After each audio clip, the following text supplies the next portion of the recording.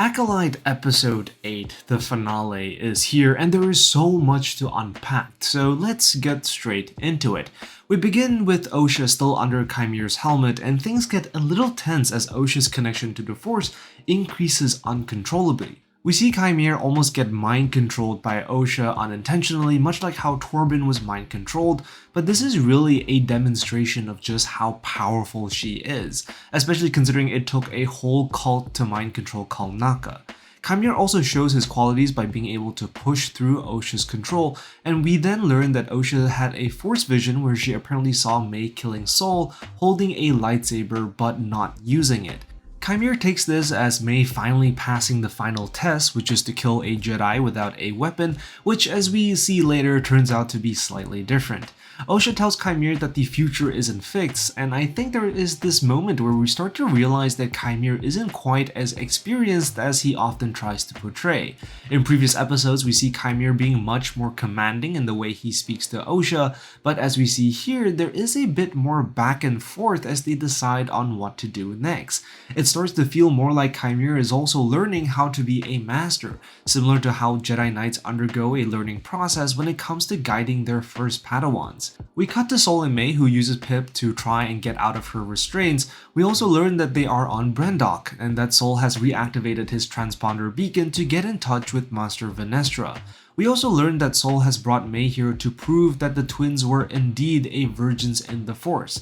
And while he says this is his intent, what he is actually trying to do is to prove to himself that his decision to kill Mother Anastasia was the right one because the twins were the product of a virgins, albeit artificially. This is really less about the Jedi overall and more about him and his inability to grapple or admit to himself that what he did was wrong. And it is quite interesting considering that right after the incident itself, Sol states that he would turn himself in and face the High Council. While here in the present day, he seems to be trying to convince himself that what he did was right, and so there is clearly a contradiction here. But this is really a very human response. We tend to have a way of rationalizing our mistakes as time moves on, even when we initially recognize it to be a mistake in the beginning. So really the guilt over killing Mother Anastasia has been festering within Sol for so long that he has come to some terms with it by essentially convincing himself that it was the right thing to do. We then learn that May and Osha are not twins, not even sisters, but before we can even get any more, May shocks him with Pip and heads for the escape ship. May tells Sol that she will see him in Hell, and the word Hell might not seem very Star Wars-like, but it was first used by Han Solo in The Empire Strikes Back. Your tauntaun will freeze before you reach the first marker. Then I'll see you in hell. Sol ends up chasing May through a field of meteoroids, and this field is likely the same field that is orbiting around a neighboring planet to Brendok, one that we've seen before. May also wears a helmet that is quite similar to the Rebel helmets that we see later in the timeline, so this is very likely a precursor to that.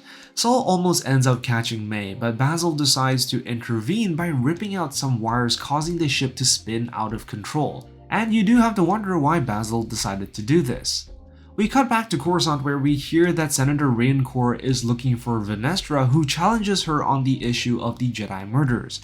Now Rancor was of course the senator we heard previously wishing to increase oversight on Jedi activities, and watching Venestra interact with the senator is quite interesting as this is really our first instance where we see the Jedi interact with Republic politics as an active player, whereas previously Republic politics in relation to the Jedi have been mentioned in passing or where the Jedi acted more as observers. This scene shows us how the Jedi play politics on a very intimate level, something which we know was happening but hadn't really seen up close before. Venestra tries to get him to go away, but Rancor persists, and we learn that the reason why he is so apparently anti-Jedi is that he sees the Jedi as essentially an undemocratic institution, having too much sway over the present activities of the Republic. Rancor also points out that the Jedi's sense of control over their own emotions is flawed, and that this image of goodness and restraint is really a facade. He also mentions that it is only time before one of them snaps and loses control, obviously alluding to Anakin's future actions, but really what Rancor is talking about has already happened. Qimir's descent into darkness and Jedi cover-ups are all signs of a cracking system, one that definitely has the potential of having a spillover effect on the rest of the Republic. Now, I'm not saying that Rancor is 100% right, but his arguments do have their merits. Although that being said, I do think that there is a lot more going on behind this man than meets the eye. We are also informed that Chancellor Drellick, the Chancellor of the Republic at this time, has been informed about this lack of Jedi transparency. Qimir tries to convince Osha to be his apprentice once again, but Osha tells him no and that she is not her sister. But really, as much as Osha insists that she would never join him, the truth remains that she is actually the better suited candidate to be a Sith. Osha's character aligns more with the Sith than May's. May's motivation to assassinate the Jedi stems from her need for revenge for her family's death, which she blames on the Jedi. However, this desire for revenge dissipates when she discovers Osha is alive. May even suggests betraying her master to the Jedi in exchange for her sister, showing her love for Osha far outweighs her need for revenge. In contrast, Osha cannot let go of her anger and desire for revenge even after learning May was alive. Her inability to forgive May and let go of the past due to her emotions actually make her better suited for this role. Just as Qimir and May leave, we get what I have to say is the creepiest, darkest, and scariest reveal I have ever seen in Star Wars. Just out of the shadows, we see Darth Plagueis creep out and watch the two leave. Now, it has always been speculated that Darth Plagueis would be alive, but the way the show reveals him is just so intensely dark that once you stare at those yellow blazing Sith eyes, you just know that whatever dark side affiliation Qimir has just pales in comparison with a real Dark Lord of the Sith. But this also raises a lot of questions, like does Qimir know about Plagueis? Is Plagueis looking at them as competition, or is he Qimir's master? Cautiously watching his apprentice as his apprentice takes on a pupil with the intention of overthrowing him. So many questions. And this one shot has to be my favorite scene of the show because just seeing him raise chills up my spine. I mean, just look at him. Now, if you're interested in knowing a little bit more about Plagueis, I do have a video which somewhat covers his story in the Legends continuity. It is, however, under a theory video that has since been proven wrong, and much of the video does cover more about Tenebrous, who was Plagueis' master, than it does about Plagueis himself, but the many story elements are still there. So if you want to check that out, that of course will be there by the end of the video. We cut back to Venestra, who is in the control room talking to someone over the comms, and it is not certain as to who she is talking to. But I do think that this one scene might allude to the familiar character we see at the end of the episode. Venestra is told that Sol is on Brendok, and we also see Osha and Qimir arrive on the planet as well. As Sol searches for May, he also revisits the voices of his past. Sol gets increasingly haunted and unstable the further he ventures in, to the point where he completely misses May, who was hiding beneath him. The scene is of course the same location where Sol was forced to make a heartbreaking decision of who to save, Osha or May. Qimir ends up meeting Sol again and the two begin to duel. And we can see Qimir primarily getting the upper hand in the beginning, but as Sol begins to compose himself, it becomes pretty clear that he is the better fighter.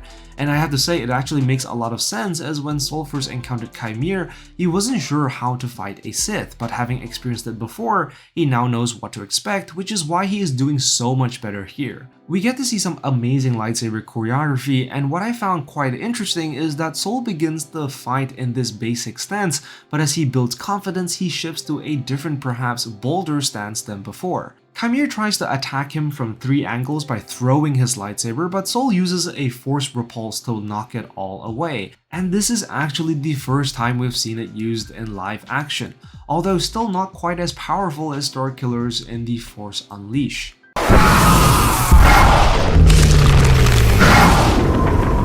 May and Osha face off against each other in some pretty slick choreography, and there is a moment where the two are so in sync that they use the same moves on each other. Venestra and the other knights arrive, and there is this moment where we see Sol really channeling the dark side as he pushes the lightsaber towards Qimir, and the sparks hit Qimir's helmet. Just really cool visual stuff. Qimir then tries to deactivate Sol's lightsaber by using his Cortosis helmet, but Sol reads this and deactivates it at the last minute, throwing Qimir off balance. The two end the duel as they rush towards each other, and Sol comes out on top as he destroys Qimir's lightsaber. And we can even see the red crystals protruding as well.